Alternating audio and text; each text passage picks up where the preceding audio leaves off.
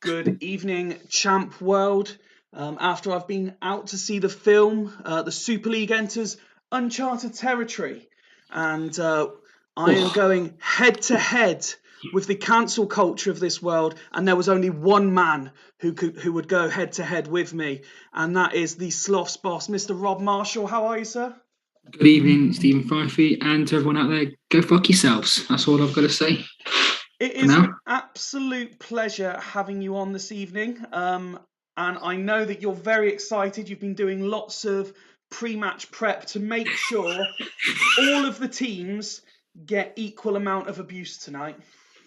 That's absolutely correct. I've done no prep regarding how everyone's doing, because unlike most of you chumps, I've got a life and a job. So I know most of the Northerners don't even bother crawling themselves out of bed to go to work. They just rely on the Southerners and the guys in Manchester to pay their wages and their dole money. So fuck you guys. A quick hello to Greavesy, Tato, both the Ians, Stee, who I can see in the chat, and Jens, who is already admitted in the intro that he is hammered, Rob. Oh, that's absolutely fantastic. I've got a lot of time for Jens. Yeah, Jens, whatever you want to call him. I'm not sure. I always go Jens, but it might be Jens. Jens, if you could let us know, are you a Jens or a Jens? I'm not sure how you're going to let us know, but do it somehow in the chat. I look forward to the outcome. I don't really care about the outcome, to be honest. I'm just being polite. I'm not really bothered. Just being polite until we get past the intro. You were showing me your very expensive, very flashy-looking actual beer pump that you're going to be hydrating yourself with. I'm going for the corporate branding tonight. I'm on the Appletizer. Funnily enough, Fifey, that's not the first time I've shown a man over Zoom my pump. So, I'm surprised. I'm not surprised, I should say. Jens has confirmed that I'm right. It is a Jens. So before we get into the games, mate, your first chance to shoot your shot, if you like. Let's have a look at the league table appearing on your screen at the moment. You find yourself 13th, which on the face of it doesn't sound great after 14 games, but you are only 6 points off of 6th.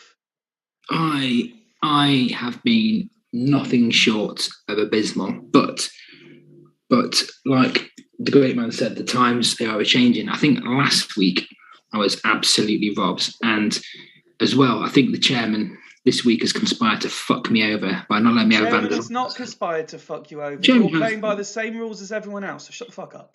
I think that we don't all play by the same rules. I think some people get preferential treatment, Stephen. Go on then, you tell me who gets preferential treatment. Call me out on it now.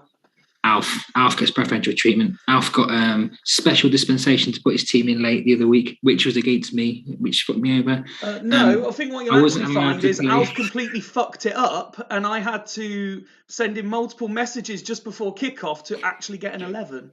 That's not my problem, is it? That side turned me over, and it was nothing to do with me being abysmal. It was down to preferential treatment. Alf, what Alf does is, I love Alf, but what he does is he gives us this image of, I'm the veteran Super League player. The guy knows exactly what he's doing. He knows exactly what he's doing. He's an absolute Super League legend, is Alf. He knows what he's doing. He knows how to play the system, and he's played you like a fucking flute last week. Is that right? That's correct. Well, at least someone did, because it's been a long time since I got played like a flute, I can assure you. Anyway, let's get on with the action. So, Ghost Games permitting, obviously we're going to have yourselves versus Dragons in the very down towards the bottom of the table battle on last. Any particular game you'd like to start with, looking at those fixtures? Martin's asked to go on early, so I presume you're going to want him on late. Well, I've just seen Martin on early, and he wants to watch the Super Bowl. If I wanted to watch, grown men touch each other, I'd go around Steve Wright's house. Do you know what I mean? So, Let's let the game decide then where we're going to start. Do you know what, Fifey? I think we should do the nice thing, and we should get Tato on first, because that guy gets fucked over every week. Do you know what? I was actually thinking the same. Just to let the game decide, I was actually thinking all Tato ever does is fucking moan that he's on late. So should we put him on nice and early? Yeah, let's get him on early. Get him out of the way. The game didn't want us to do that, but we're going to say fuck that and do it anyway. So we've got Northern Burn versus Asta Yeah. first. And here is the Asta team. Last time out, they had that narrow defeat to the Devils. But they do currently occupy a top 6 space. And this is the team. And as per the tactic name, Rob, he's gone a bit boring this week. That doesn't surprise me with Tato. That's the type of guy he is, isn't he? He's very, you could give Tato 500 quid, and he'd give it you straight back money. He'd never spend it. He'd never put it in his bank. Look after it. He's safe. He's safe. Tato is the safe choice. But I'm afraid he's going to get battered more than Mason Greenwood's girlfriend in this game. I'm afraid. Oh God. And it started already. Let's have a look at some of the names. Lee Chun-So, back from injury. As we said at the end of what day are we on? Sunday. As we said on the midweek stream, there's been a large gap. There was a lot of fixtures condensed into not a lot of time. And now we've had a bit of a gap. We're on the 6th of January, I think we are. And a lot of the injured players have come back. And Lee Chun-So is the first of those tonight. Emerson, I know Tato is hoping, he signed from the Devils in the last window. I know he's hoping he's going to have a significant impact on this team. Red continues to be captain and basically Tato's go-to guy. What are your thoughts? Anyone standing out here? I get so much grief about my side being shit, right? I mean, shit players in, right? Yep. Guess fucking state of that. But he's sick, isn't he? So people going about me being able to get something out of a team. I think Tato deserves a bit more credit than he gets, to be honest. I think Tato gets a fair amount of respect. Everyone who comes on says he's working wonders with the squad he's got, and shit, is it? It's just that straightforward. What is interesting when you consider the strength of Northern Burn is the head-to-head record. And Asta have a very, very good record against Northern Burn, including wins in 3 of the last 4. They're still going to get bumped, aren't they? Though it's FC Salco. Is he in? Is he back in? Is he? What for Burn? Yeah, is he back? Well, let's have a look at Burn so you can see the team. And this is the squad. It's very much as was. So yes, Galco is back up top. The only change to the 11 sees Contra return at right wing back. That side is more solid than my penis in a nursery. That is absolutely solid, isn't it? It is. So the argument is, generally speaking, Burn, Devils, and some lump Fulchester in the mix. Is which of the 3 sides do you think have the best 11? Definitely Burn. Absolutely. That Keane and Vieira combination. And, Totti in the centre mid, which is, I never did, but I'm not very good, so that's why I didn't do it. Guerrero is amazing sometimes if he's not injured. Robin's always decent, isn't he? And then you've got your main man, your cheat code up top, Mr. Peterson's favourite. And you mentioned Roy Keane there. Just an interesting comment from Jens in the chat. Rob on comms is what Roy Keane would sound like if Sky didn't have any form of censoring rules. Losers. So having now seen both teams, and there is no ghost game, so Asta are in for an early night. Your first score prediction of the night, please, sir. I can't remember what I said in the predictions because main what a job Swan's doing, by the way. Swan is an absolute legend.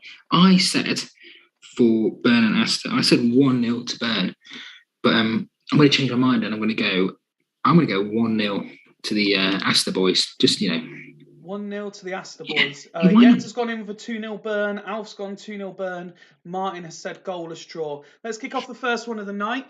Tato said 1-0 Burn. Not a goalless draw. Come on. And it's Asta with the first couple of chances, and they could do with converting one of these early just to put Burn under a little bit of pressure.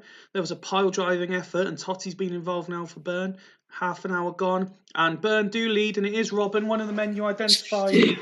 And it's 2-0 now, Sigalco, in 2 goals in 2 minutes for Northern Burn. And they are capable of doing that, other home side, and when they do, it almost takes the game instantly away from the opposition because they're so good defensively as well. But as the half-time whistle goes, 4 attempts on goal for Bern, 3 on target, 2 goals. Just the 1 attempt by Astor not on target. When you look at the overall stats there, Rob, is there anything that you pick out as interesting or surprising? Well, it's very, it's just a case of Bern finishing their chances, isn't it? And Astor being sloth-esque in front of the goal. So, yeah. Would you be concerned, given the nature of what this fixture represents, and you would consider there's a golfing class at kickoff? Do you think Tato's slightly concerned at only winning 41% of tackles? I don't think Tato cares, to be honest. I think he just wants to get to bed. I think but if you look at where the tackles are coming from, I'm looking at it now. I'm a bit slow. So what, you're actually looking at the Bern squad. Yeah, I know, but that's where but if they're winning the tackles, if they're losing 41%, Bern's winning 59. Who's winning them? Hoffland's winning them, and Vieira. Because that's not how the tackles work. Because they're going for different amounts of tackles. Yeah, but if you look at all the tackles in general, you can work out, can't you? Come on. Evening, Dimble. Fucking Einstein to work this out, does it? Fine. Jesus Christ. I'm like a man with a fork in a world of soup sometimes. Yeah. Go fork yourself for comments like that. Anyway, Northern Bern go in with a 2-goal lead, largely professional performance. Totti, the only one not rating perhaps as highly as you'd imagine, but he's the one having the majority of the shots. The ball's being spread around everybody. Everyone's getting an equal amount of touches. That the passing's fairly level. Everyone's pretty much just going about their job effectively. Vieira doing what you'd expect in terms of his tackles. I think Northern Bern are a fantastic representation of what their manager could potentially be. He could be. What he could potentially be. Yeah, I mean, there's a lot of guys I look at in the Super League, and I think you could be Campbell's the type of guy who'd slip a pill in your drink and then bum you when you're asleep. And other people, could have people under the patio and stuff like that. Yeah. Which Super League manager's got someone under the patio? Well, I'd imagine, Steve Wright, because he's like, you wouldn't expect it, would you? You'd be like, oh, I'll take you out for a drive. I'll take you home. Oh, I didn't see him. I dropped him off. They've gone missing. And then, Well, while I click over so you can have a quick review of the Astor stats, which are virtually the complete opposite of what we've just seen from Northern Bern. Mac has just put a man with a fork in a world of soup. I'm having that one, Rob. I stole it from Noel Gallagher, so it's fine. You can have it. You can have it. Courtesy of the Gallaghers. Ian saying as is for his team, unsurprisingly. Tato simply saying, wow. Steve, I think he appreciates that you've selected him to be the one with someone under the patio. Maka can't have anyone under the patio because I imagine you've got him somewhere where he's got so much money that he's having house extensions and stuff that they'd be found. Maka is definitely your, I can't remember his name, the American psychic, Patrick Bateman, isn't he? I'm not familiar with Mr. Bateman, I'm afraid. He's a serial killer. To enlighten. He's a serial killer, kills prostitutes, yeah. Okay, fair enough. I mean, there's the book's really good, so for the people who are listening, the book is like this thing and it's got words in and you read them and it's like a story. So it's a triple change by Tato. Roberts is off for Rossini, Chunso coming off for Owen, and Emerson also coming off for Vashuk. So all 3 outfield changes made. A risky move in case of any injury or suspension in the second half, but I suppose with the performance levels perhaps expected. I mean, I watched Forest yesterday, and they had all 3 substitutes, and the keeper got sent off. So outfield player have to go in. So I'm just praying for a goalkeeper sending off after 48 minutes. It'd be beautiful, wouldn't it? Okay. Martin saying not been taken off the air yet, so we clearly need more details. We've reached the hour mark. Asked to have another opportunity, failed to convert. Bern still lead 2-0. 15 minutes to go now. Not much reason to slow this down just at the moment, and definitely won't be with Sigalko making it 3-0 to Bern. 88 minutes now on the clock. There is the full-time whistle, and a routine victory for the home side. I mean, Astor, Tato called his tactic boring Astor. That was a fairly boring game. It was just ruthlessly efficient from Burn, wasn't it? Efficient like the serial killer that we all know Edwards is. Acid bath, chopped into pieces, see you later, never coming back. Tato was concerned. I know he'd been suggesting since the midweek stream that if results go against him, he could be as far down as 10th tonight. And he's just put in the chat that that's the worst performance of the season. Embarrassing. Would you be inclined to agree? Or would you take into account that he was playing Northern Burn and say it could have been worse? Seen Edwards is yes, I have, yes. So the business cards bit, you just watch it. Just watch it tomorrow. It's fantastic. I would say, Tato, don't worry about it, mate. Hold my beer because the sloths are on last. And if you want to see pathetic, tune in. Segalko getting man of the match for his 2 goals. Impressive performances also by Vieira and the returning Contra. But as we sort of said at half time, as you look through those stats, it's just a very professional job, very well done by the home side. Yeah, as always, it's a clinical, it's a Burn-esque performance, isn't it? Yeah, what we come to expect now. Anything less is shite. Yeah, Jens has just woken up his son laughing at some of your comments already. Let's have a look at the Astor team. It did slightly improve in that second half. The subs had a bit more of an impact than those they replaced. But like you said, it just a bad day at the office really for Astor. Not really one that could be helped.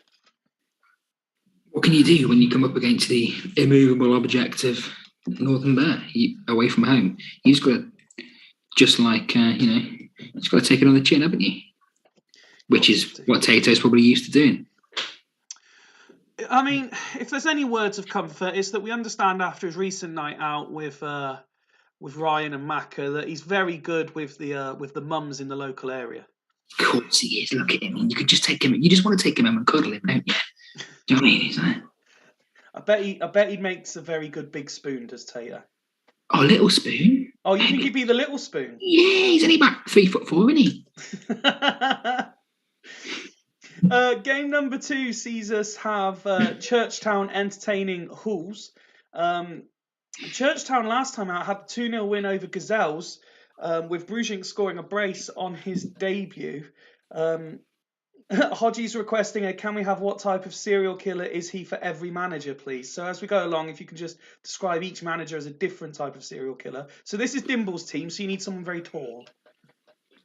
Someone poor? Tall. He's certainly not poor. Somebody what? I didn't hear you, mate. Sorry. Tall. Big. Someone tall. Do you know what?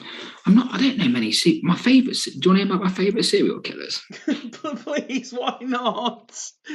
Duggan is also telling you to check your DMs. Hang on a second. Anyway, while you're doing that and ready to tell us about your fate, while you're putting together a list. Oh no, I don't even want to know what he sent you if you're joking.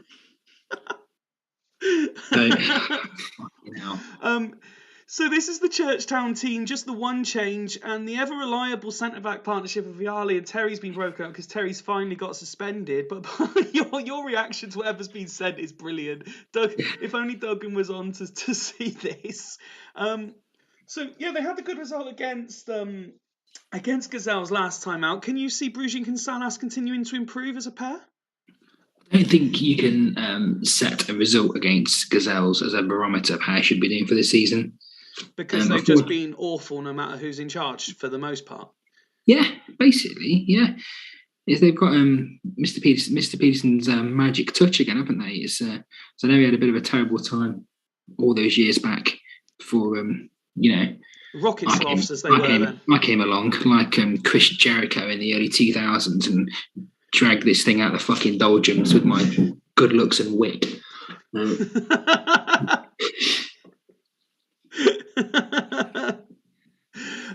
So you still owe us a serial killer for Dimble, but let's have some talk about the team. Like I say, just the one change. Babble's not a bad replacement really for Terry, so he'll be looking for very similar again, won't he? You should hope so, wouldn't you? Against against I know who James is going to be, and he's not going to be happy. But for Dimble, I think I'm going to go Robert Rodriguez, the Night Stalker. Okay. Particular reason, or you're in bed at night time, Dimble creeps in, murders you in your bed, ejaculates in your children's bedrooms. He just fucks off. Well, you asked. Van Bommel and Riquelme in central midfield, both players who have a lot of potential ability between them, but not necessarily players who have lit up the Super League during their vast careers in different iterations. What do you make of them as a pairing? I love Van Bommel because he's like one of the only midfield centres who are half decent in the game, isn't he? It's quite hard to pick one up. And I love Riquelme as well, but I'd always play him as an AM rather than a CM. But what do I know? I'm 13th. I'll just shut up. Head-to-head record, Hulls have dominated this fixture for the most part. And generally speaking, though, both teams do score with the exception of the last time out. So we have got the potential for goals in this game. Let's have a look at the Hulls team for this one. Do you mean the Hulls managed by Jens Andersen, or I do. The Hulls team managed by Andres Beving Breivik? Famous Norwegian shooter. The thing about Breivik, right, was that he was as good looking as Jens? No one's as good looking as Jens, are they? This is true. My missus was like, who do you talk to on a Sunday night? What are you doing? I'm like, just these bunch of fucking blokes on the internet. Oh, okay. Well, who are they? And I showed her a picture of Jens. Yeah, I was going to say, the picture of me didn't come out clearly when you showed it to your missus. It's going to be a picture of Jens. This is the sort of high rollers I play. This was ages ago, and it was like Jens on the beach with his missus. And I was like, look at this guy. She was like, fucking hell. And I was like, I know. I said, no, I know. But what can you say? Look at me and you five. Look at Jens. He's the poster boy of the Super League. Yes, if we were to be advertising it would just be pictures of Jens. Yeah. Oh no, that's unfair to a couple of the other quite attractive managers. Dimble's a good-looking chap. Mac is a good-looking chap. Yeah. Ryan to a certain clientele as well. I mean, yeah, I get, yeah, they are good-looking chaps. It's a different sport. But yes, me and you, mate, would definitely not be on the posters. Oh, fucking hell. Anyway, let's have a look at the Hulls team before we discuss how good-looking Jens is any further.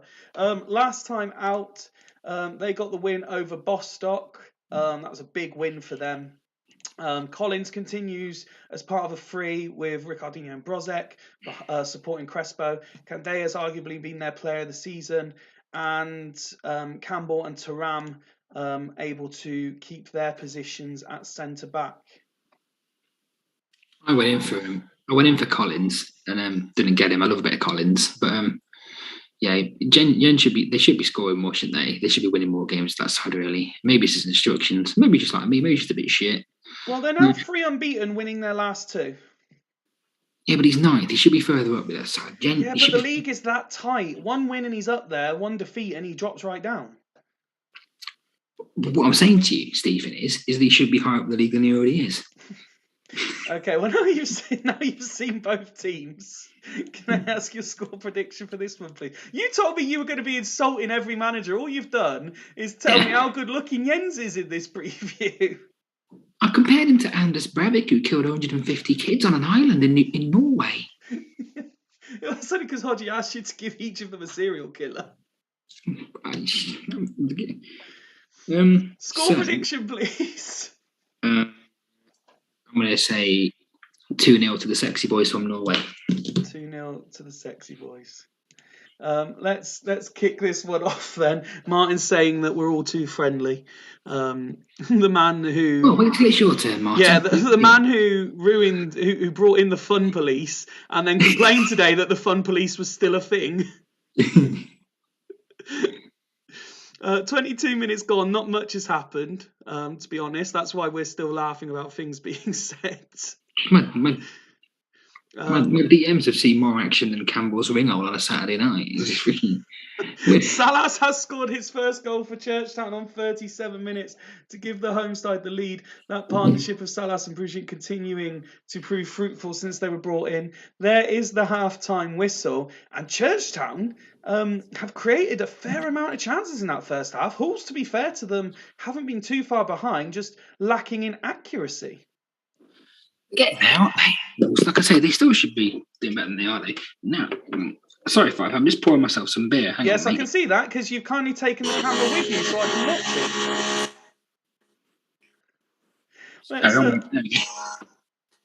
it. Is that better than the first one you made, which was more head than anything? No, not really. It's very much the same.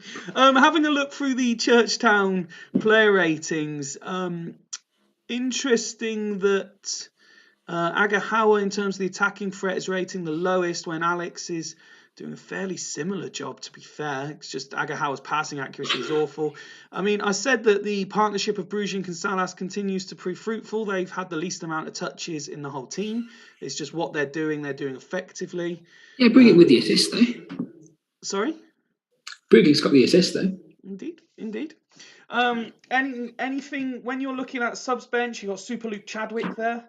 Would you be looking maybe at introducing him?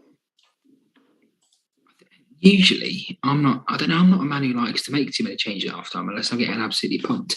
If I'm winning, I usually just stick with it and just just try and ride it out. Well, Dimble has gone as is, so let's have a look at the proclaimed sexy boys from Norway. Collins rating a 5. In fact, the entire...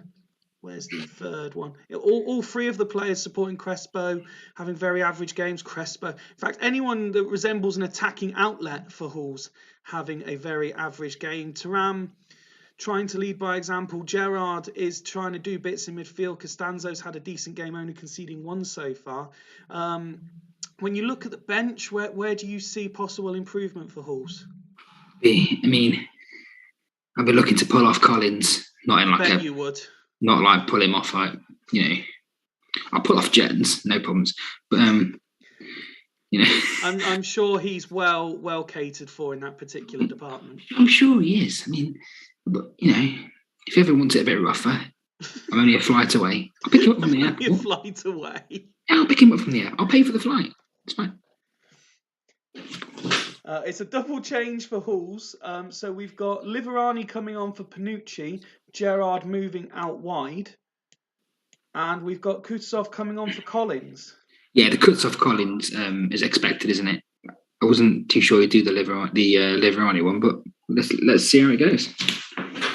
Well, he certainly needs something to change the tide, as they say in this one.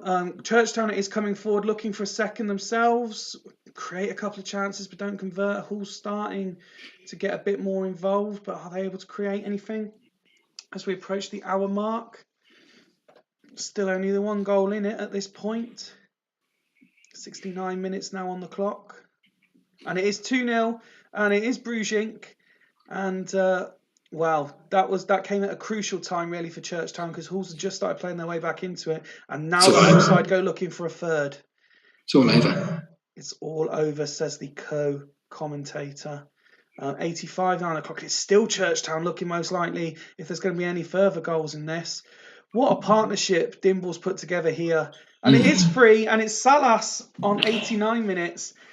And could Churchtown be the side? We always say that there's one team in the second half of the season that puts a run together.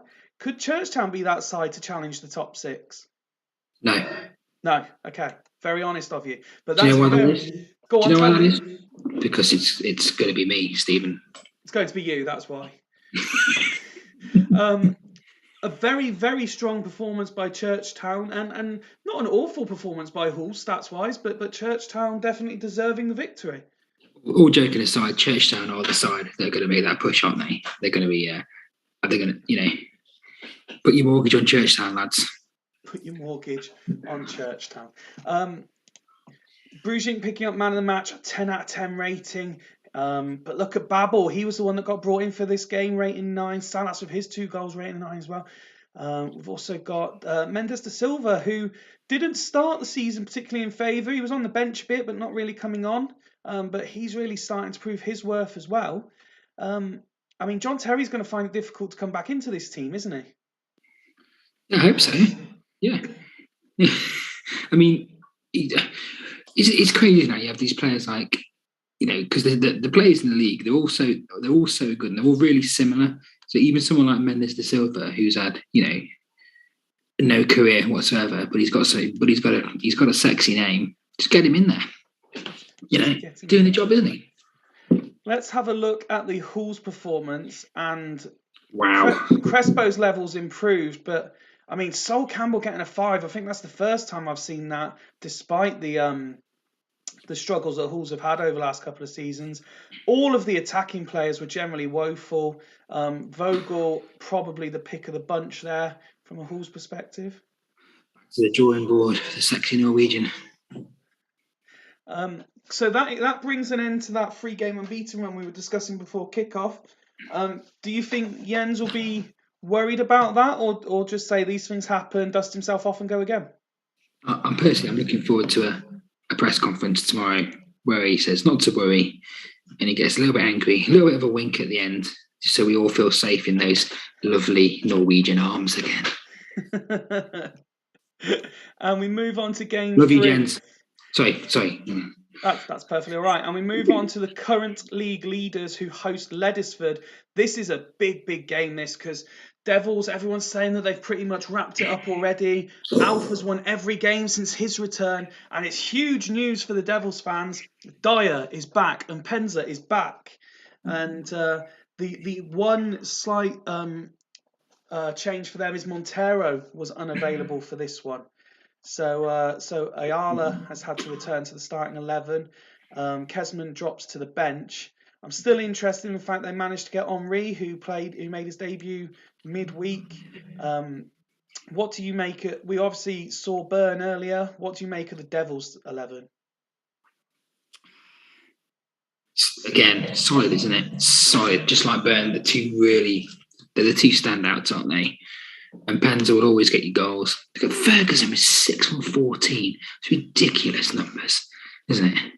It is, considering that a lot of people believe that Emerson, who's the one that got sacrificed to Astor, is actually better of the two. Bollocks. Previous iterations have shown that's absolute shit. I mean, I can't remember the exact words I used, but when I was discussing the Emerson transfer with Tato, I think I described him as a B&M Ferguson. I remember watching. I'm sure I saw Emil Penza play for Plymouth. He did play for Plymouth. Yeah, he had a trial at Swindon. We said no, and he went to Plymouth. I'm sure I saw him play for Plymouth, like in the flesh, and I was like, "This the guy who was fucking rattling him in for Schalke." And like, he's turned a beer and he's dog shit. But a bit like Cherno Samba, who also had a trial at Swindon, and we said no. Did he? Yeah. But we said yes to Niall Ranger, so that was okay. Oh, well, he's a nice guy, isn't he? Very nice guy, yeah. Another one who should be in prison. Do you think that missing Montero will be a problem, or are Devils just that strong all round that it's not going to make any difference? Doesn't make a difference, does it? Doesn't look like it. I'll be absolutely fine here. But then again, it's again, you can't underestimate Alf. Alf is a man who has a lot of spare time, and I think he spends that playing champ. Well, Alf is missing Kivu, who's suspended, the former Devil, and Constantinu, as the news broke the other day, is got a long-term, he's out for a month, injured. But this is the team he's gone with. So West comes in for Kivu, Patsazoglu comes in for Ambrosini, who isn't quite fit. Scholl takes the captain's armband, and other than that, I think it's unchanged. What time did Alf get his team in, by the way? Did you let him do it in like 3 hours later than everyone else after you'd seen the team lineup? Alf's team was submitted yesterday. Of course it fucking was. You would say that, wouldn't you? You would say that. He's got you on strings. Alfie's got you on strings, mate. You're like... So someone... Alf's like first he was playing me like a flute, and now I'm his puppet. Alf is Steve Gibson, and you are the EFL, and he has got you By the way, fuck the EFL. Just while I'm here, no, fuck the EFL, fuck Derby County, liquidate those fuckers, liquidate them, send them to the wall, fuck them off. They've cheated for years. Right? They sold their ground to themselves. They're a bunch of cheats. Liquidate them. Get them out of the league. Fantastic. See you later. Fuck that city. Fuck the club. Off you go. I hate them. So Van Nistelrooy has been in decent form for Alf since he came in. And Ronaldinho, obviously a former Devil himself, has been in decent form as well. Can you see this team threatening away from home at Devils? Devils are so strong, aren't they? But Wes Brown, also a former Devil. The thing is, I purposely put 2 former Fulchester players in last week because your former players always seem to just turn up, don't they? Yep. They always seem to score against the old sides. So, yeah. Saint-Mac came off the bench, got man of the match with 2 goals against Dudley Hill, but doesn't find himself starting. He remains on the bench. Bit of a surprise. It's Alf. Alf knows what he's doing. If Alf thinks he should be on the bench, he should be on the bench. Who are we to question him? Head-to-head records very, who very do you similar. Think you are, Stephen. I am the chairman, and I'm here to ask questions. You're here to offer comment. Very similar head-to-head records. It's a fixture of few goals in recent outings. So, with that in mind, are you expecting a low-scoring affair? No, I'm expecting what a JR would call an absolute slobber knocker. An absolute slobber knocker. Well, let's hope so. You promised us music tonight. Where has it been? Well, I'll be honest with you, as I've drank more, I've forgotten to do it. Okay, fair enough. As Barry Ferguson scores in 6 minutes to give Devils a 1-0 lead, can you describe Hodgie and Alf as serial killers, please?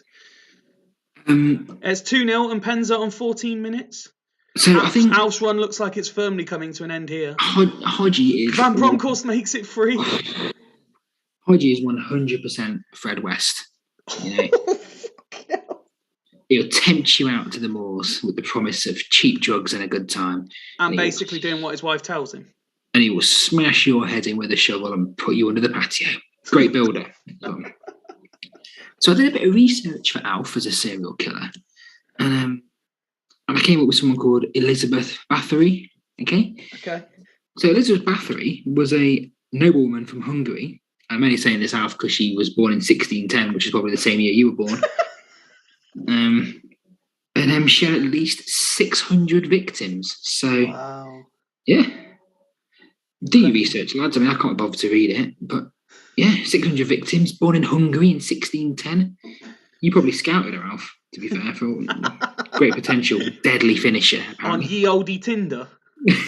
At half-time, it's Devils 3, Leddersford 0, and they have been rampant. As we said, Ferguson, who we spoke about, took the captain's armband, got his goal, and Penza, back from injury, he got his goal. Van Bronckhorst, just reminding people of his qualities as well. We said that Byrne just go about doing Byrne things. This is as good as Devils have been in weeks. You know, they've been criticised for poor levels of performance, but they've still been picking up wins. This is them at almost their dazzling best. I think that this game is going on a night out with Campbell. It's like, if you're Leddersford, the first 10 minutes is great. It swiftly deteriorates after that. Someone gets punched.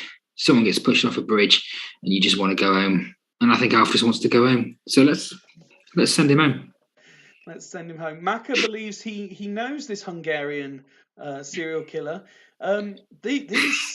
These Leddersford ratings very similar to what we saw from Aston last game. And I think it was actually Alf himself who said this could be another 3-0 home win. Well, he's right, because that's the score at half-time. It's not even over yet. When you see the subs bench, can Saint-Mac come on and save the day again? No, they've had it. It's going to finish 3-0 because in true champ fashion, you expect a 7 or 8, don't you? But it's going to finish 3-0. Taibbi's having a terrible time as well, isn't he?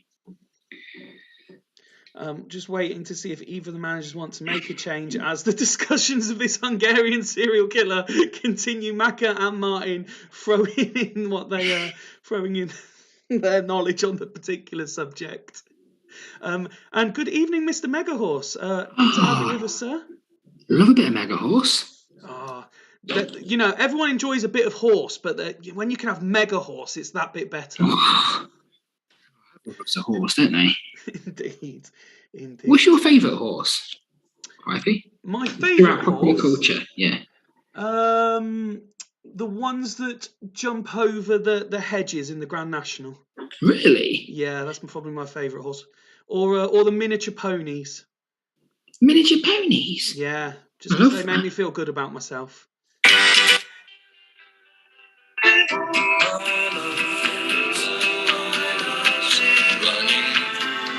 My favourite horse is the one off Father Ted that gets showered in sugar lumps and jumped over fences.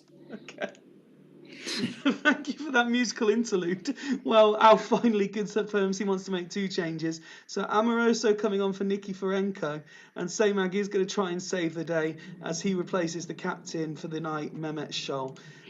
Let's kick off this second half and see if Devils can maintain this level of pressure, or if the subs will in fact have a hell of a reaction for Alf. It is the away side who seems to have started the second half better. Ian asking, what the fuck is this? He loves it. I'm guessing that's to your musical interlude. 77 minutes on the clock, still 3-0. Leadersford do seem to have shaded the second half, but at this point it looks like Devils are more likely again to score a fourth. They just turned up the heat a little bit. Full time, as you said, it's ended 3-0. Devils did the damage at half time, and they didn't really have to get out of second gear in the second half.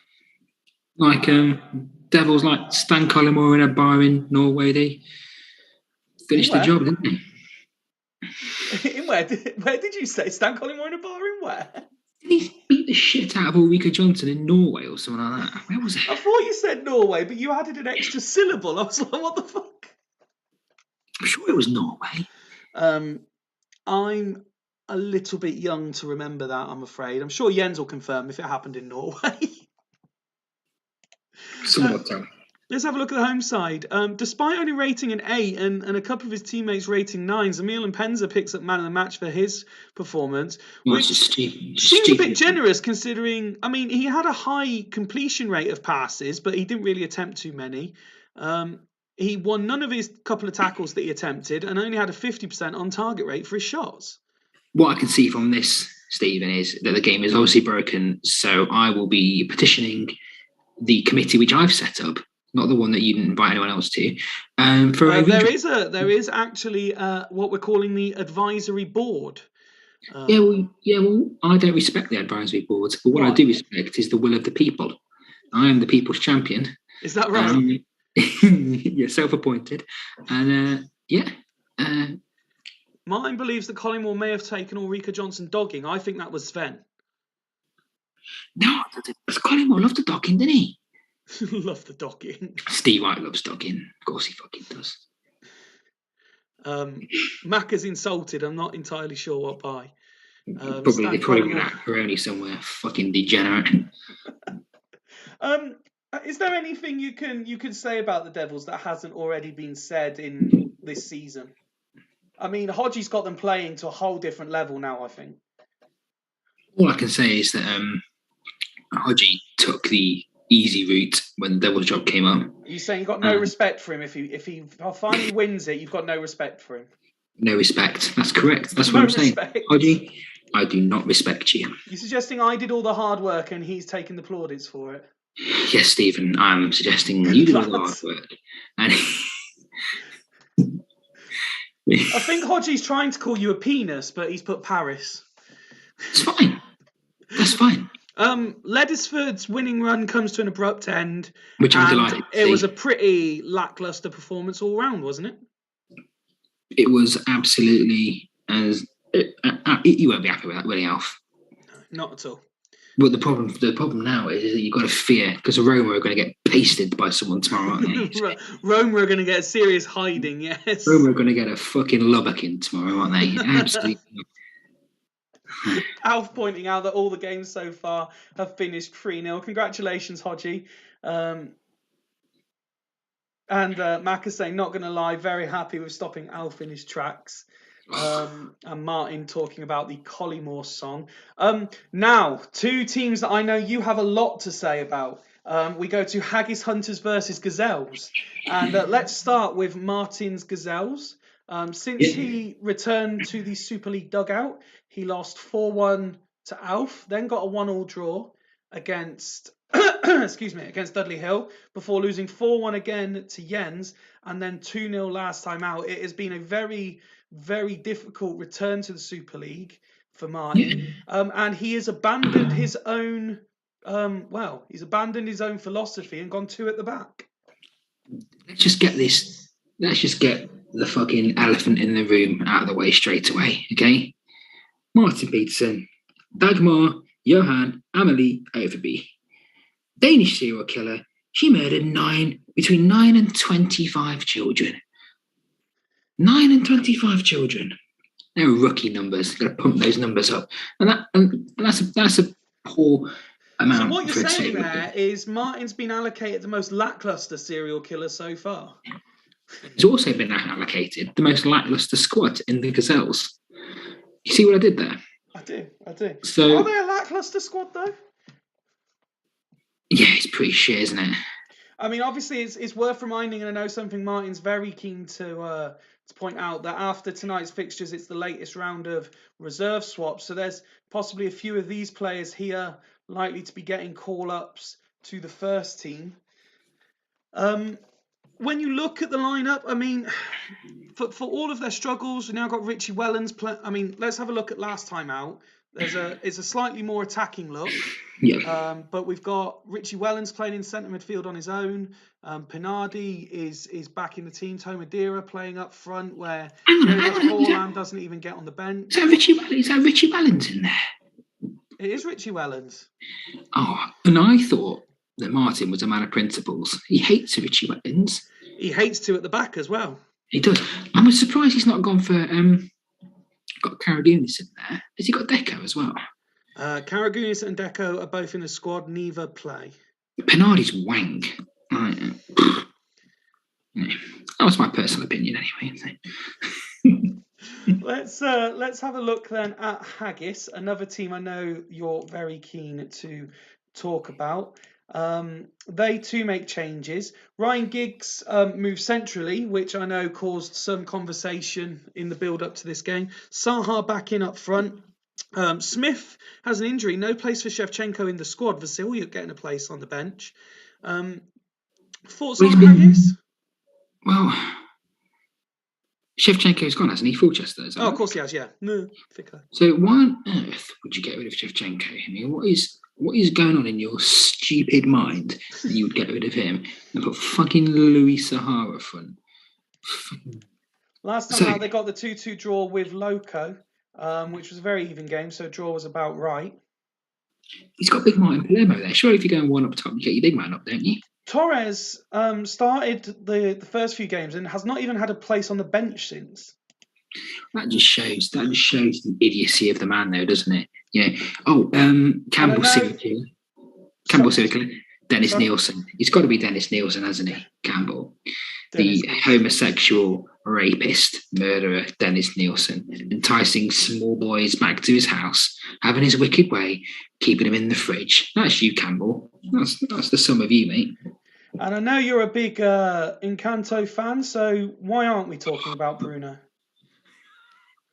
That was absolutely lovely, Fifey. I enjoyed that. That was a great link. Thank you. I've been working on these. We're not talking about Bruno because, well, he's really good, isn't he? I've just seen his stats and they're actually really good. But if there were Fifey wouldn't play, Campbell wouldn't play him because he's a moron. So, he's a moron. He's a dribbling gimp. That's the word. Gazelles have had by far the best record in this fixture. The last 2 meetings have ended with a 3-0 and a 4-1 win. So could that be a good omen for Martin? I mean, I hate to say it, but I think Campbell might get the points here. I'm praying for Gazelle's victory. There's a bit of chat about the Haggis Hunters thick circles, if we can have a little look, Mr. Fifey. I doubt it, because this is a tactic he used earlier this season. It looks the same to me, if I'm honest. I think it's just Duggan taking the piss, to be honest. But, I think it's Duggan taking the piss, to be fair. But yeah, Haggis should be picking up the win here, really, shouldn't they? Yeah. And not that I'm purely the script writer, if you like. I'm neither confirming nor denying my own position on any of these topics. But if Haggis do win and win comfortably, is there already significant pressure on Martin's position, having only been there for a few games? I think Martin puts himself under the pressure, doesn't he? Because he wants to do well, but his record in the Super League is let's just say diarrhea, isn't it? I've paused it on 9 minutes because I forgot to ask you for a score prediction. I know you said Haggis would win, but let's Haggis 2-0. 2-0. Let's carry on as we go to 10 minutes. It is Haggis who had the best of the opening 10 minutes. Gazelle's getting a few touches of the ball there, but not really creating much with it, and it still looks more likely that the home side. And there is 1-0. It's Mendieta's 5th goal of the season on 27 minutes. But Tomadera, we've not got another 3-0 game because we've got an away side that actually fancies scoring tonight. Tomadera making it 1-1, and Gazelle's having a couple more chances to try and turn the game completely around.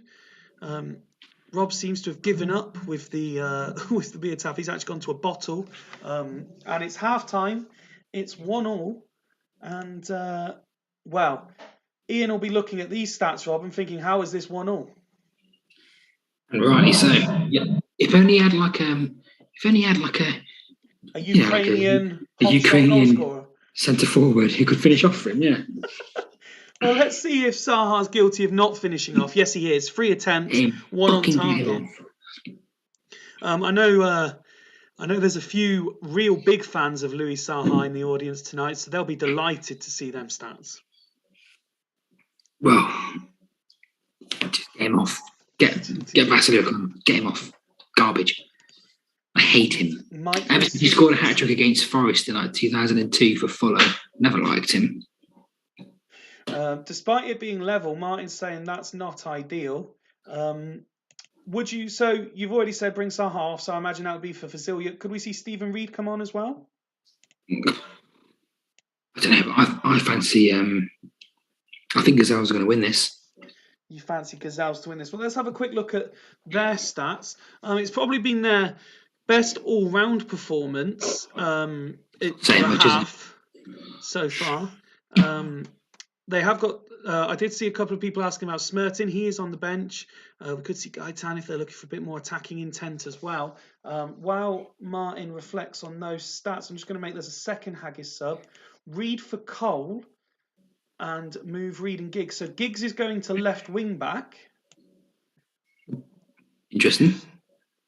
With Stephen Reid, who for a period of time was Ian's go-to Mr. Reliable. Tato just pointed out Saha is shite.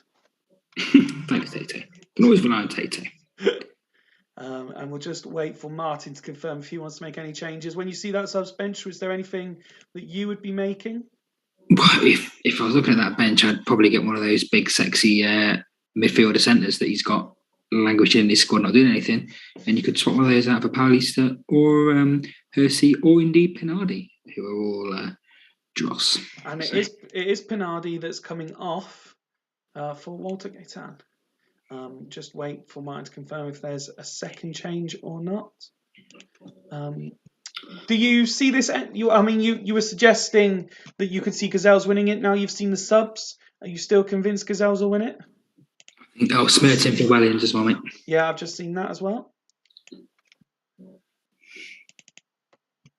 I think Gazelle's going to sneak. They're going to Greavesy shit out it, aren't they?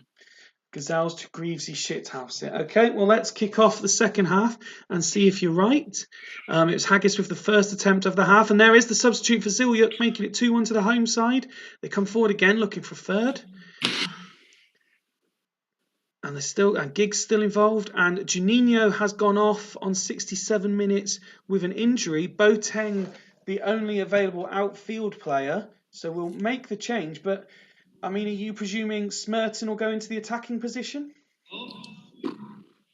It's much the same, isn't it? What's the let's see what Mr. P wants to do. They're all defensive midfielders. Yeah, exactly. Maybe Boateng or his physicality might cause a surprise up the attacking end of the pitch. He needs to do something quick.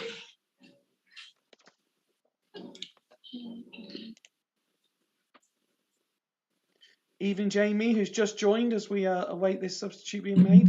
You haven't missed any Dragons action as you're on last. Boateng staying in the attacking positions. Greavesy asking, what is Martin doing to poor Fabian? Boateng comes on and gets an instant yellow card. There's another yellow card, this time for a Haggis player. And Madeira makes it 2-2 on 74 minutes. And we move into the final 10 minutes. Are we going to get a winner, Rob? Gazelles, let's have it. You still think Gazelles are going to win it? 85 minutes now on the clock, and it's the home side coming forward. Reed, Giggs, still Giggs. Floats the ball into Rosicky. No, doesn't convert. 3 minutes to be added on. Cordoba. Smertin commits the foul. Free kick to the home side. Zay Elias. Oh, he looked like he was in trouble there. Ben Williams giving him a yellow card. Free kick deflects off the wall, and Barthez. On the Gazelles. It's all Haggis as we head towards injury time. Vasilyuk. Duff Vasilyuk. Brilliant save from the goalkeeper. And could Martin be on for a point? At this stage, points aren't enough for Gazelles, but it's certainly better than losing. And the game ends 2-2. I mean, ultimately, that point doesn't really do much for either side, does it? No, but any time Campbell goes 2-0 up and draws or loses is a great day in my book. So, and when you look at those stats, as we said at halftime, you'll be thinking, how has he not won that? But I'm going to presume Barthez is man of the match. I hope so, but it doesn't matter. It doesn't matter about how many shots you have or what stats you have. Fact is, the only numbers that matter are those at the top and the ones that Campbell hasn't won. So, yeah. 24 free kicks for Haggis. Let's have a look. Ryan Giggs getting man of the match for his performance. A lot of certain players certainly heavily involved. The two substitutes not really doing much, but Vasilyuk with the crucial goal. So the Giggs to left wing back work move, didn't it? So Jens already talking about redrafts. I'm not even entertaining that at this point. I want to see Mussolini. That's what I want to see. I saw Mussolini the other week. That was easy, right? Yeah, he's very, very well. He had a couple of health issues over Christmas, but they're well past him now, and he's fit and firing again. Well, pray for Mussolini. That's the new hashtag. That's what I want to, Pray for Mussolini, indeed. I mean, ultimately, it was a good performance by Haggis. They were just unlucky not to score. They caught Barthez hasn't really got a massive rating there, so it was more wasteful than anything from Haggis.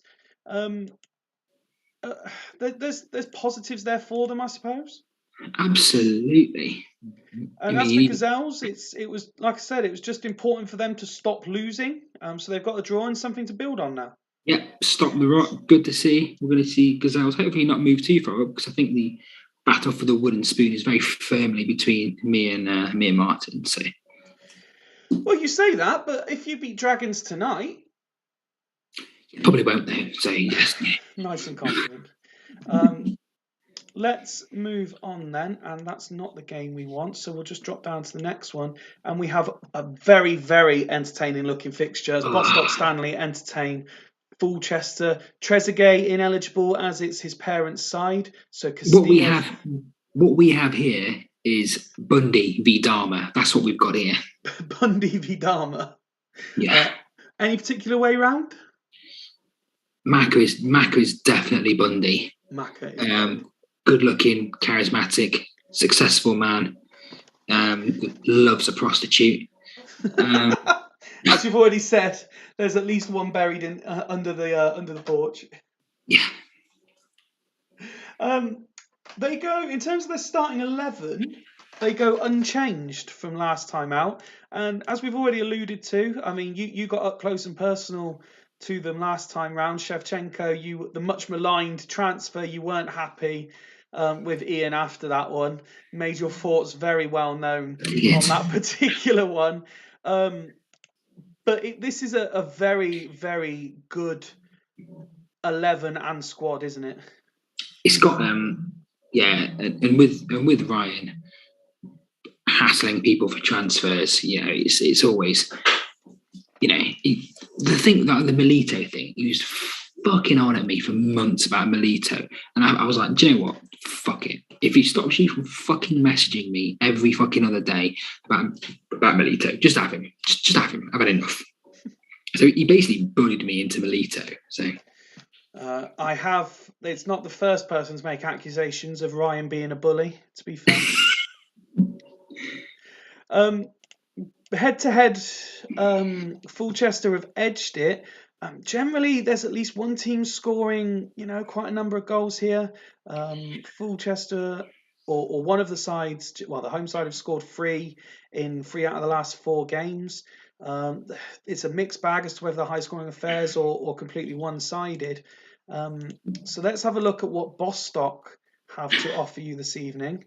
Alf, breaking news about his Roma save, and Tato now talk about each team's boards. Scott, one of the players, there still looks to be quite a few absentees when you look at the CC, Decor and Neville, but when you actually see the 11, I'm quite excited to see this Bostock team because, oh, hang on, has something gone wrong here? Where's my phone? I'm sure Scott changed his tactic, and I haven't. Do you mean Scott, or do you mean necrophiliac cannibal Jeffrey Dahmer? Hang on, he has changed this. But which one did he use? Give me 1 second. Because Lee Bowyer was in centre midfield, I remember that much. It makes no sense for him to be that far up the pitch. While you're doing this, mate, would you like me to play a song? Please. Okay, I'm just going to find one. I was on the Gamescom the other night, which was an absolute pleasure. Yeah. And I got this tune out, so I just thought I'd do it again for you guys.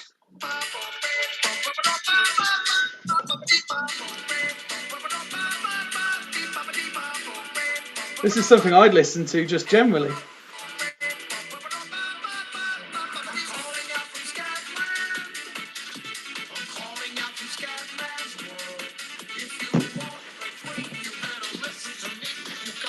We can all agree that's absolutely terrible.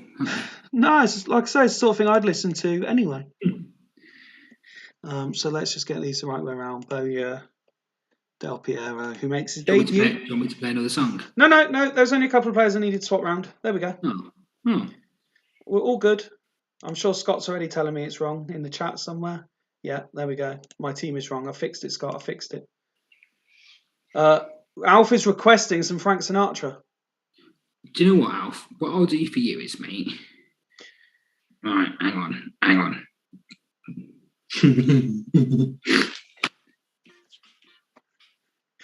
While you're loading whatever it is you're loading, as I say, Del Piero makes his debut for Bostock tonight, and they are the beneficiaries of the gap between games because we're now being able to get Life and Welsh back together in the holding midfield positions, and a number of key players fit again. Alephopoulos is back after his suspension last time out. This looks a lot stronger from Bostock, doesn't it? That Life and Welsh combination is deceptively one of the better 2 CDM partnerships in the league. Yep. Isn't it? Completely agree. Even though just Ashley Lythe, I mean, he's Ashley Lythe is, he's a pound chop scally, isn't he? He's one of them, isn't he? But not on this side. No, not on this. Not at all, Mr. Fivey. Not at all. He's been fantastic so far. So, yeah, strong side. It's a difficult one because they're both really good sides, and I would like to see Bostock win mainly because Fulchester, the fucking Choco Brothers, are giving me so much shit all the time. So you'd like to see Bostock win, and they are winning already. Carlos Jacques on 7 minutes, and Jacques has scored again on 12. And Fulchester have been stung early here. They've got plenty of time to turn it round, of course. And there is one, and it's Shevchenko with his 3rd goal in 2 games. And this is the sort of game we've been waiting all night for. Never write off the C-suite, boys. And Jacques has got a hat-trick. No, it's been disallowed. Oh, Nicholas, no, mate. And at half-time, it is 2-1 to Fulchester. Let's see if we can quickly see what that goal was disallowed for. Jacques found himself with plenty of time. It was driven low. It was ruled out because Anelka had run offside. So half-time, a very even game. Fulchester perhaps will be asking how they're not level. Ian Campbell's saying Sheva can fuck right off because he's already scored more than he did in his entire Haggis career. Let's have a look at the home side stats first. Pretty solid all round. Yeah. Although, given Fulchester have managed to create, there may be some questions about the two centre backs. Other than that, Scott will be relatively content. Yeah, I mean, like we were saying earlier, you've got Welsh and Lyth who are really strong, then you've got Sylvester and Kafur kind of flat to deceive. That's the only real weak point, isn't it, in this Bostock side? If they got someone, another strong centre half, then they'd be even further up there than they are. So no, absolutely. And while we wait for confirmation from Scott, if he wants to make any changes, let's have a quick look. And the thing that instantly jumps at me, Nicky Butt having a rare off game. It's 45 minutes left yet, Stephen. He'll be all right. And Shevchenko has answered looks like he's going to be answering the question, who can be Fulchester spearhead? As we said, 3 goals in 2 games now. Scott saying unchanged. What was the Shevchenko deal? Because Campbell just seems to do deals. What he does is he'll do a deal that basically benefits the stronger teams in the league and fucks everyone else over. Swat.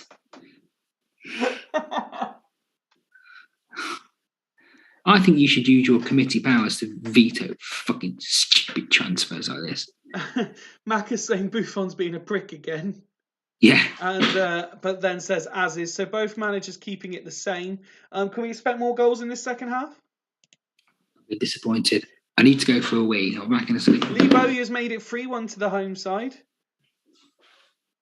And can they make it 4?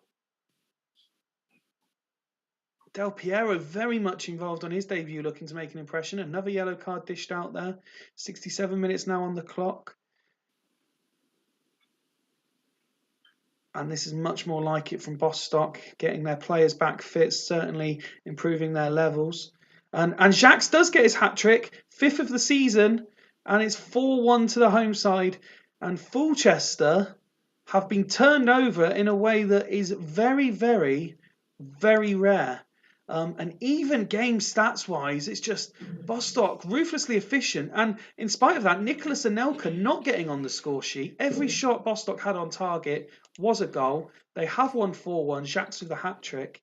And, Zé Roberto, despite that, Zé Roberto picking up man of the match. A very, very good all-round performance that by the home side, isn't it, Rob? Clinical. Would you like a song? Please. Explanation in case people think I'm a pedo by association. And this is what he told me. It was sexy kids. Made Jimmy Savile do what he did. The kids weren't consenting, it's Chelsea. That was a song about, was that by the Streets by any chance? That sounded very Streets. That was by a man called Cunt and the Gang, and it was Jimmy Savile and the Sexy Kids. Lovely. Back to the game. So basically, what that song is saying is that it's not Jimmy Savile's fault. If the kids weren't so sexy, he wouldn't have launched them. Fuck's sake. I'm not saying I support it, but when you look at it like that, you can understand where he's coming from. Anyway, let's discuss Bostock. I alluded to the fact that their injury hit squad was somewhere back to full strength, and it's amazing the change in performance levels, because Fulchester are a very difficult team to beat generally, but to turn them over with relative ease as well. Jens pointing out Zé Roberto's back. Anelka not getting any of the shots is interesting. Jacques just decided he's bored of everyone talking about Le Sulk, and he wanted to be the man. All his big boys have turned up, haven't they? Zé Roberto, Jacques has turned up. You've got plenty of 8s along the board. It's absolutely solid. Fulchester are, can take a pumping from time to time, can't they? Absolutely. Let's have a look then. Question whether Buffon might have got a 4. No, he got a 5. Nicky Butt, as you said, it was only half-time. He did end up on a 9 rating, which surprises me with how much Bostock managed to get through those lines. And Maka is putting the blame firmly at Buffon's door. Although I would argue, looking at the stats, the midfield generally needs to have a look at themselves. Veron getting a 6, Rui Costa getting a 6, but Maka is saying it's all Buffon's fault. I think it's Campbell's fault, to be honest. For Shevchenko? If in doubt, blame Campbell. That's the only... If in doubt, blame Campbell. Well, congratulations, Scott, who turns around the midweek defeat with a win, and it's back to the drawing board at the C-suite. Tato suggesting Rui Costa is stealing a living this season. And then he's suggesting unless a Rui Costa's 6 is worth an 8 from such and such. That brings us neatly on to our penultimate game of the evening, Rob. I very much enjoyed having you on, but we do sadly only have 2 games left, and it's Dudley Hill versus Locomotive Boston. I would argue this is kind of a clash of the styles, isn't it? Because you've got Dudley Hill, who are very different this year and going about it a different way and a bit more entertaining, and they're getting a bit of success. Whereas Loco are kind of still very much in Greaves' mould, although he has changed it up almost every week, it seems, with new tactics, trying to find the right blend. Let's have a look at Dudley. Lizarazu makes his debut, as does Addo. Slight tweak of the formation in terms of who does have arrows, who doesn't. Do you like the look of this team? And the question that a lot of people were asking in the build-up, most teams go 1 up top with 2 in behind.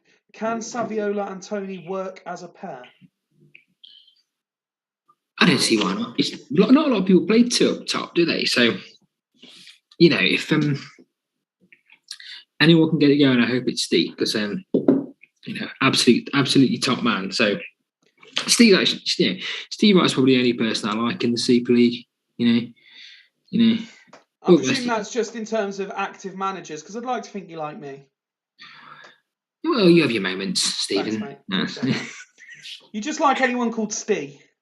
Yeah. Apart from yeah. Let's just leave it at that, shall we? Yeah. So before we move on, the question I was going to ask you on the game. So Rustico is only 90% fit for this one. He has also announced that he will be leaving Dudley Hill at the end of the season.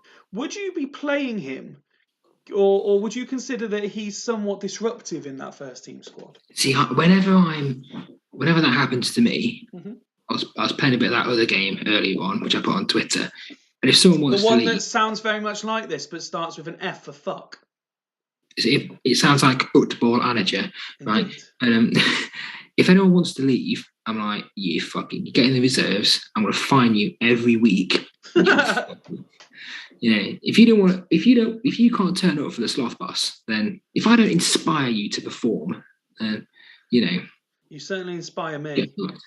Well, I try my best. Anyway, I've got a serial killer for Steve. Steve is which serial killer? Well, I've got Steve down as John Wayne Gacy, who was the killer clown. Okay. So he'd turn up at your kid's party and look after him. By day, a successful man, community ties, everyone loved him. But by night, a sadistic, murdering rapist.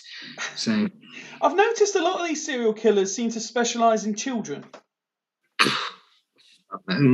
Well, no, I don't think that Gacy particularly killed children. He just, he just dressed up as a clown, and then at night time just fucking rip people to bits. What a lunatic!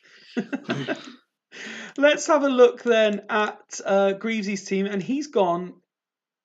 That one hasn't saved either. What the fuck is going on? While you're doing this, do you want me to talk about what serial killer Greaves is? Please. Greaves got Ed Gain. No serial killer list is complete without mention of the grave robbing ghoul whose grim antics spawned the best horror characters of all time, Leatherface. I always had Leatherface down as a Jamie Carragher. As an inbred.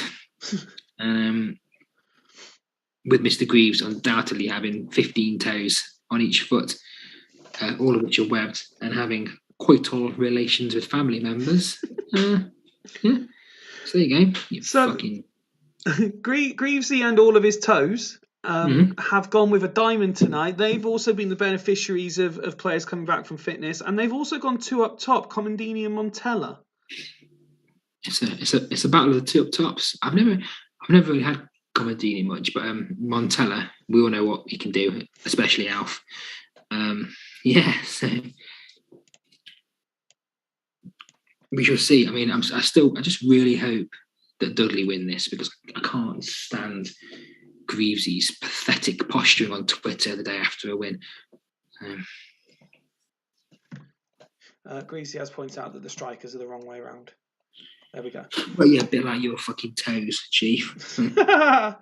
Their head-to-head record, Loco have been dominant. Dudley with just the 1 win. And there's been some big results. There was the 4-0 win here. There's been a 5-0 as well.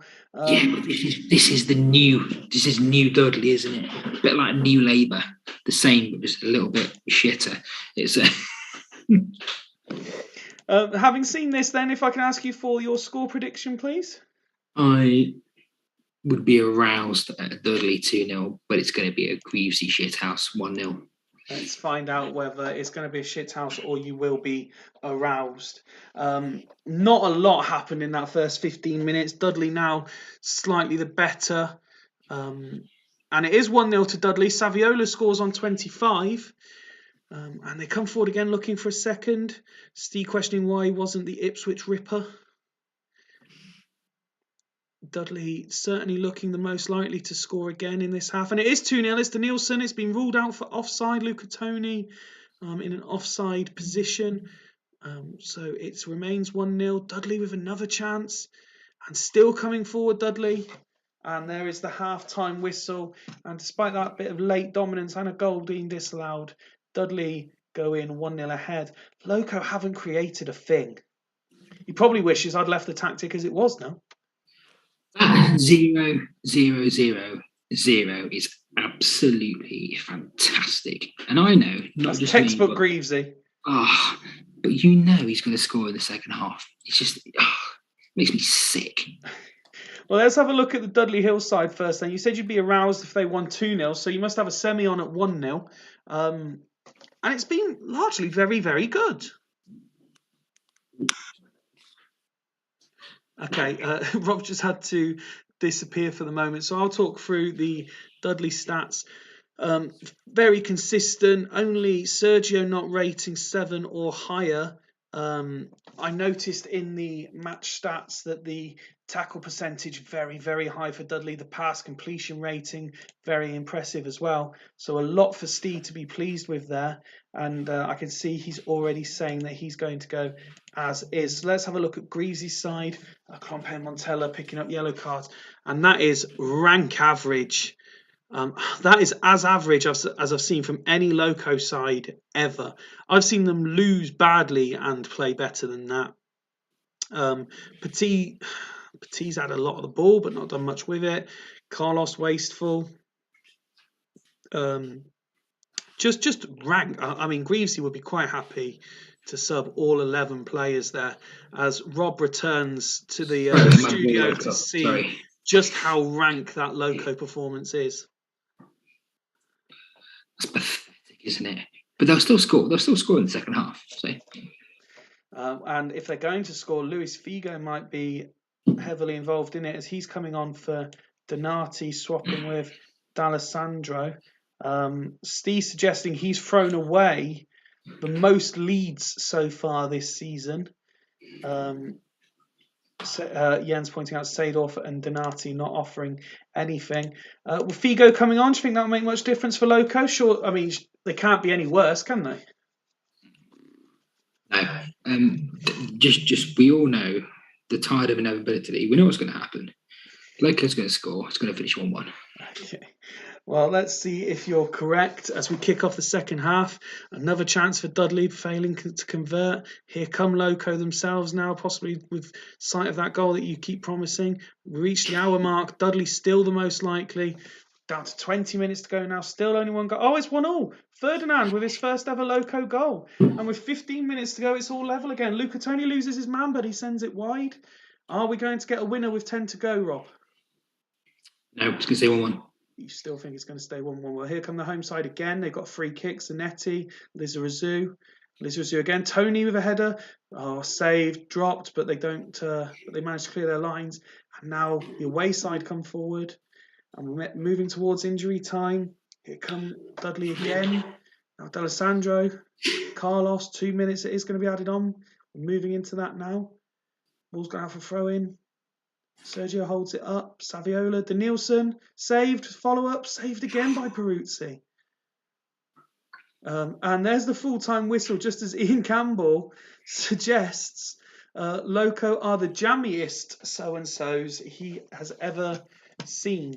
Look at, Dudley, the architects of their own downfall, really, just by being incredibly wasteful in front of goal. I mean, that result was as inevitable as Greaves' hard drive getting confiscated from him, wasn't it? It was, yeah. We've come to expect it.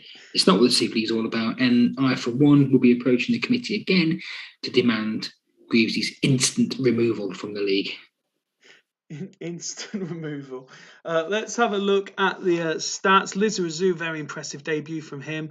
A lot of good work done out wide. In fact, with Zanetti also rating highly. Pellizzoli with a poor rating there.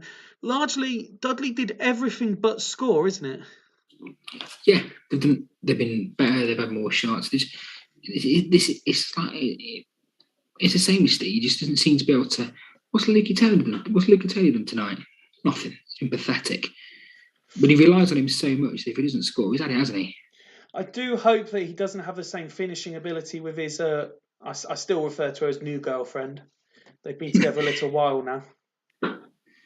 Does she know the truth about him yet? I'm sure she knows part of the truth about him. Steve, if you want Abby Sand, you can be the first one to have him because you're my favourite. Well, that's very, very generous of you. Although I'm pretty sure Steve spunks all his transfers within half an hour of being given them. So, but I thought you could make special dispensation like you do for Alf. I don't give Alf any special dispensation. Jens has said that this is 100% a Loco away point, and Ian Edwards described it as prime PRG. Because you've put there in the chat textbook Greavesy. I mean, he's going to be delighted, isn't he, with just the sheer anti-footballness of that result. He's off for a week at Butlins tomorrow, isn't he? He'll be absolutely delighted. He is full windmill in this. I can already see that he's put that he's rock hard. I'm a little bit disappointed in Greavesy because I did his. I looked after his team last week and guided them to a victory, and he just binned me off for Campbell. Is that who got the AFCON race gig? Fucking prig. There's just no loyalty in football, is there? There's not. You know, I'm statistically the most successful manager in there. One game, one win. That moves us on to the main event of the evening. And it's been a lot of fun having you on, Rob. But if I can, let's just take a moment to distance ourselves from the carnage and the serial killers and the mockery. And before we discuss dragons, you've got a charitable world record attempt coming out. So just a minute or two just to outline that for anyone who's not heard about this yet. I'm sure everyone here has heard it, me going on about it constantly, but on March the 10th, I'm going to attempt to break the world record for playing Mario Kart for the longest time, which is currently 40 hours. So I've got loads of... I'm going to do a raffle on the Thursday, a little bit of a quiz on the Friday. I've got some guests who will actually know as well, turning up to play. And as well, I really appreciate the support that all the guys in the league giving me, like the retweeting and stuff it's just helped so much. So yeah, if you can just keep carrying on supporting with that, and then please, if any of you can join in and have a game or ring me and we can have a chat. There'll be a number on there. We can just have a chat and stuff. Just keep me going, really. So yeah. Well, you certainly know that I'm always happy to get involved in these things. So whenever, if in the middle of the night or something you've got a bit of a lull and you just want me to be awake for a chat for an hour, then just give me the heads up. I'll make sure I'm available. What date did you say that was? So it's the 10th of March, and I'll be starting from 5 a.m. and it'll be on Twitch and it'll be on Facebook. What day is that? It's a Thursday. Thursday. Okay, so we'll also be able to do a joint Mario Kart Super League kind of mashup as well. If we could have a Super League late night fixture on the Thursday, I would be more than happy to co-coms. And yeah. Excellent. Well, we'll certainly see what we can do. Let's go back into this. Good luck with it, Rob, and we'll certainly help you promote it through all the social channels. I'm sure there'll be donations. You told me some of the raffle prizes off air, so when they start to get announced, I'm sure it's going to get a lot of interest. Yeah, there's some good ones, to be fair. And again, if anybody, I hate saying this, but if anyone has anything for the raffle or could help with anything that's a little bit different, a little bit quirky, please just give me a shout. That'd be massive. It's for a really good charity. It's for mine as well. And I think, we've all been playing Champ and doing the Super League like a bunch of lunatics while lockdown's been on. And not everyone's had that escape, have they, or that release. And I think we've been very really lucky with the Super League community and the wider Champ community. Let's be fair, because Swemp has been exceptional for a lot of people. Brilliant. Some of the content Rox has put out has been really good as well. Amazing. So the wider CM community has been very fortunate over this whole ordeal that has been COVID. And yes, I love the Super League team. Everyone around it, those who have been involved and not anymore, those who are new to it, those who just watch. Everyone involved makes it what it is. So yes, I think you're right. We're very fortunate to be in the position we're in.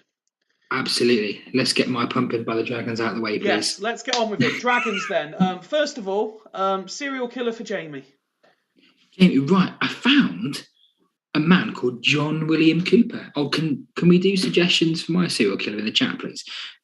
John William Cooper. Oh, you're opening up a mythical fourth wall there. No problems. 4 murders, 1 rape, 1 sexual assault, 30 burglaries. And he was called in Pembrokeshire in Wales. Apparently 9 victims, and he used to like burglary. Sexual Jamie steals the hearts of the nation every time his own co-coms. So, he can not only slide into your DMs, but he can also slide into your teenage daughter by the sounds of things. So, Ian offering you an old dildo and gimp mask, if that's any use for the raffle. As long as it's used, personal. So Dragons then, let's have a look at the team. Last time out, they had the defeat to Burn where they didn't create anything. So they can only be better than that. The big news for them is that Baumer is suspended. So Gallardo plays at left wing. Volodenko makes his debut on the right wing. Davids returns, and he's got this little forward arrow. Raul plays as the middle of the front three, but he's got a little backwards arrow. Makes me sick. On the right wing. Stephen. Davids returns, and you've turned the YouTube commentary on, so we can all hear me say it again. I've just turned it off now, so the thing about this is that I am incredibly annoyed. You know how I feel about this. You know how I feel about the fact that I've been, yet again, the people like me are being vilified by the higher ups in this league. You've allowed Raul to play, which is a disgrace. He'll score tonight against us, and we'll get captain. Beat. And that's on you, Fifey. It's not on me, because you're the one that sold Raul, whereas they loaned you a player, and it's been well documented throughout the season that loan players are ineligible versus parent clubs. I don't care about the rules. No, we know, and that's generally why you go head to head with the cancel culture. Past meetings, fairly similar. You won last time out, 3-2. Although you look at some of these players here, no longer with you. Desai's still knocking around. With you. I think though that hitting the reserves. Yeah, but we were so reliant on Ziraberto, and when he was injured, everything just went to shit. So I thought, do you know what? Off you fuck. Got rid of him, and then it just turns out that without him, I'm even worse. So redraft. So redraft. Don't you start. Volodenkov there getting his squad number. Talk us through your squad then. We know Van der Vaart's ineligible. You've made it quite clear your thoughts on that. Other than that, there was just one change, Kavanaghi coming in. Yeah, because Mantaros didn't have a great time last week. Van der Vaart is the Albertini replacement, and so what I've gone back to my formation I was using last year. So this is like a iteration of the 3 up top that I was using, but obviously with the attackers moved around, so I should score more, but I do concede quite a lot. So I'm hoping to go back to the old school sloths of dishing out pumpings and you score 3, I'll score 4 type of thing. So nice. It's what the Super League was made for. We've had no suggestions yet for which serial killer you are. So have you got one in mind for yourself? I don't know. There was a guy who. Oh, Alf. As I say that, Alf's got you as a Jack the Ripper. I'll take that, Alf. I was going to go for the guy who lived in Brazil, who he basically went around the Amazon, like Brazil, Colombia, Ecuador, murdering people in their sleep. I quite liked him.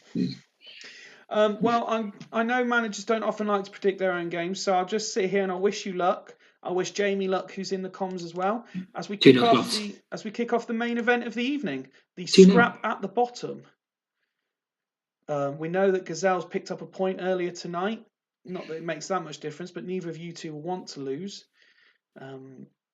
With the league still being tight all the way up to the playoffs. Half an hour on the clock already, not much in the way of goalmouth action. There's been slightly more text to the advantage of yourselves, Rob, and that brings us to half time. Dragons again, not creating anything. 135 minutes and not a single attempt created by Dragons. You've created something, not a lot. As main events go, this is fucking dull. I'll be honest. As main events go, this is shit, isn't it? This has got Dude Love versus Viscera written all over it. No, there's got to be worse ones than that. There's got to be worse ones than that. Can we go? Can I take off Shearer for Bizarro? You can. Anything else? And fucking Albertini's fucking wank, isn't he? Fucking wank. Can I take off Albertini for Desai and swap him for Kaluzhny? Albertini for Desai and swap him with Kaluzhny. I think that'll be quite a popular change in the chat. Let's have a look at the Dragons then. I mean, they're getting enough of the ball, just not really doing anything with it. I mean, as main events go, a bit of research suggests that this is worse than Diesel versus Mabel at SummerSlam 1995. Fucking hell. Mabel? I don't even remember Mabel, but then again, I was only 5. That was Viscera. Mabel turned into Viscera. Oh, okay. Yeah, big Vis. And wasn't Diesel Kevin Nash? Yeah, of course he was. Yeah. Yeah. Who's your favourite wrestler, Fifey? So growing up, it would have been The Rock. Oh, yeah.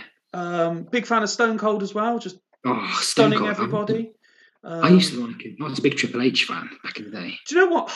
I didn't mind Triple H. I much preferred Stephanie McMahon. Big Edge fan as well. Yeah, the Rated R Superstar era. What a guy. Jeff Hardy, until I found out he took drugs. Oh, brilliant. Drugs are great. Very much of that era, you know, when it was like TLC was becoming a thing. I remember watching Lita was one of the hottest women on TV. The tables, ladders, and chairs between the Hardys, the Dudleys, and Edge and Christian. Yeah. Oh, they were the days. WrestleMania 17. Go on then. Jamie is kind of doing a favour, if you will. Archie Back is coming on for Raoul, just so you don't cry. Al saying he liked The Undertaker. Ian saying Papa Shango. Papa Shango. Oh, he's got this.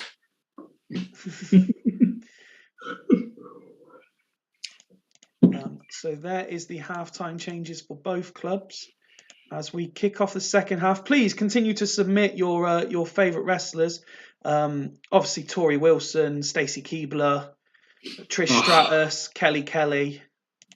Oh, keep going.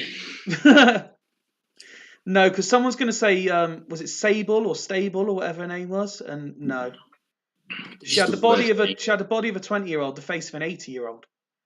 With Baywatch Crime Watch.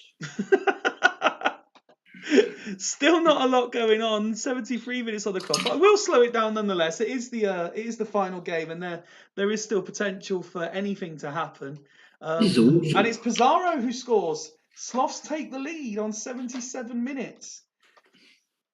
Bret Hart, a bit before my time, to be honest.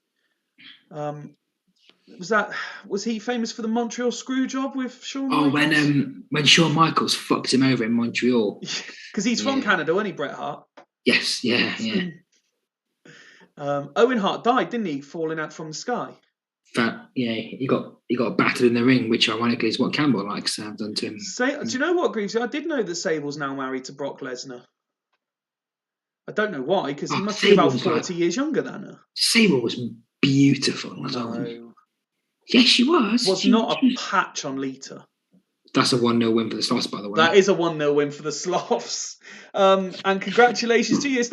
Recently, it doesn't feel like whoever's been on co-coms has necessarily won. So congratulations to you. Much needed 3 points. And a deserved 3 points. Oh, well, thank you very much. Giant haystack, says Martin. Martin, come on. Is that too obvious? And Dai picking up man of the match, finally getting back to levels expected. Largely all round, a decent performance by your boys. Yeah, I think it was the right choice to take Albertini off because he's shit. So that was the last. Sherry, says Ian. Wasn't Sensational Sherry the one that was with Shawn Michaels? Oh, I'm thinking of the wrong guy then. Who was with again before my time, but there was a fairly infamous lady, and I want to say Macho Man Randy Savage, and she ended up running to the ring. Randy Savage, yeah. She ended up running to the ring to protect him. Yeah, if anyone, there's a really good documentary series called Dark Side of the Ring. It's like about all this random like when Chris Benoit killed his wife and kid and stuff. He's fucking awful, but yeah, really good watch. So yeah, Dark Side of the Ring. That's the Sloth Boss's viewing tip for the week. Okay. Well, as I tick over to Dragons, I'm just having a look in the chat. It doesn't have to be women, Martin. Superfly Jimmy Snooker's a decent shout. Rowdy Roddy Piper as well, if you go in that era. Ric Flair, obviously, as well. Let me hear your best woo, Rob. Well, my boy's asleep. I can't. Woo! And Tato's asking, has everyone else seen Salah's knob on Twitter? Why are you searching for it? I have no idea. That's something that I'm sure Tato can discuss with you in DMs. I don't need to know anything about Salah's knob. Is he hung Dragons were largely decent, unless you're referring to the attackers, who were very much the letdowns. Big Boss Man was well overrated. I'm going to be honest with you. I don't care because I've won, and that's all that matters. That's all that matters. Hulk Hogan, obvious shout there as well. I'm not a big fan of Hogan.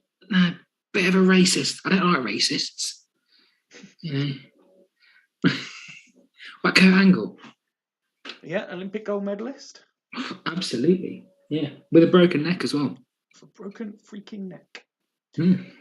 Well, that was a nice nostalgic trip during one of the most boring main events in Super League history. Let's have a look at the classifieds on what was a very good night in the large. No home side lost tonight. So we had Bostock 4, Fulchester 1, Churchtown 3, Halls 0, Dudley drawing 1-1 with Loco. We had Haggis drawing 2-2 with Gazelles, Burn winning 3-0 at Astor, Sloths 1-0 winners we've just seen over Dragons, and Devils 3-0 win at Ledisford. The German fella with the broken neck. Wasn't that the goalkeeper? Yeah, that was the goalkeeper. That was Bert Troutman. That leaves the league table looking like this. Devils on 37, 6 points clear of Bostock, who are a further 2 points clear of Burn. Then we've got a 4-point gap between them and Fulchester, a point ahead of Dudley. And Churchtown now, we said, is Dimble going to be the man? Has he almost timed it too early to get into the top 6? But he is there. A point ahead of Loco and Astor. Ledisford a further point behind. And then Halls, yourself and Haggis all within 3 points of 6. Dragons it is a point further back on 13. And Gazelles closed the gap to Dragons to a mere 7 points now. We've got Devils top goal scorers at the minute on 29. Unsurprisingly, Gazelles highest conceded with 32. You might be a little bit concerned with the 26 you've conceded so far. We've turned the corner, Stephen. We're not worried. But you have scored more than everyone except Devils. Yeah, we'll be all right. We'll have, before I click on the individual stats, let's have a look at the fixtures. There'll be an announcement. I started to ask the question and I'm going to work it out. There isn't any games on Thursday because I have relatives coming. So I'm either going to do a late night Super League after Swemp on Wednesday, or once I get to work and can check my calendar, I might do a Friday night Super League. But if people can let me know what they prefer. Scott's already said do Wednesday and Friday. Let's not take the piss. You know, I have got a life to live as well. Friday night Super League is sensational. But you're putting a vote in for Friday night Super League, are you? It's my daughter's birthday, but I don't care about that. Well, your daughter will have already celebrated her birthday by the time Super League starts, and she'll probably be very tired from all the award-winning amateur dramatics and other performing arts that she does. Yes, Hacksaw Jim Duggan is a decent shout there. But IRS as well. So for whatever day, whether it's Wednesday or Friday, we've got Bostock versus Ledisford. So can Scott firmly put Alf back down a peg or two with a second consecutive loss. Churchtown now in the top 6, host Astor, who are just outside the top 6. Fulchester Gazelles could be good. We've got obviously 2 former chairmen involved at both clubs there. Halls against Dragons can, you know, in theory, Dragons lose that, then they're really in trouble. Especially if Gazelles can pick anything up at Fulchester. Northern Burn entertain Haggis. Yourself, you host Greavesy. Looking forward to that, Rob? I don't care about Greavesy. He's not on my radar. You know, it's well, he's ahead of you in the league at the moment. Sorry? He is ahead of you in the league at the moment. Yeah, but can we have a quick look at the league, please? Sorry, is that okay? Yeah, I'll be going back to the league in a second. The final game on whatever night we play it, top of the league Devils hosting the resurgent Dudley Hill. There is the league table again, sir. So we will be above Locomotive Boston coming in the next game. You could. The Sloths are going to beat. We're going to beat Loco. No problems. That's fine. I'll click through the player stats now as Nicky Butt's top of the average ratings. Any final comments from you, Rob, on what's been a very entertaining evening? Thank you very much for your time. No, thank you for putting up with me, really, mate. I really appreciate it. So, yeah. Honestly, whenever you're free, you are more than welcome to join us on comms. It's always a very entertaining night when you are on. Thank you very much. If I don't get the chance to speak to you personally before, I hope your daughter enjoys a very nice birthday. Thank you, mate. I appreciate that. I wish you every luck and success in your world record stroke charity attempts. As I say, keep sending me the information. I will happily plug it on all of my social media outlets, as I seem to have about 28 Twitter accounts these days, 2 Facebook accounts. I'm even on LinkedIn, apparently. You're on LinkedIn? Oh, apparently so. Are you friends with Macca on LinkedIn? No. People only befriend me on Twitter because they want shit from me out of the Super League, but no one seems to want to know. Steve recently became a Facebook friend in recent weeks, but other than that, no one seems to want to know me on other social channels. I'm going to hunt you down on LinkedIn. You hunt me down. But until an announcement will go out when the next round of fixtures is. Thank you very much, everyone, for joining us in the chat. It's been, like I say, a very enjoyable evening. Thank you, Rob. Until next time from Super League HQ, a very, very good night. Thank you.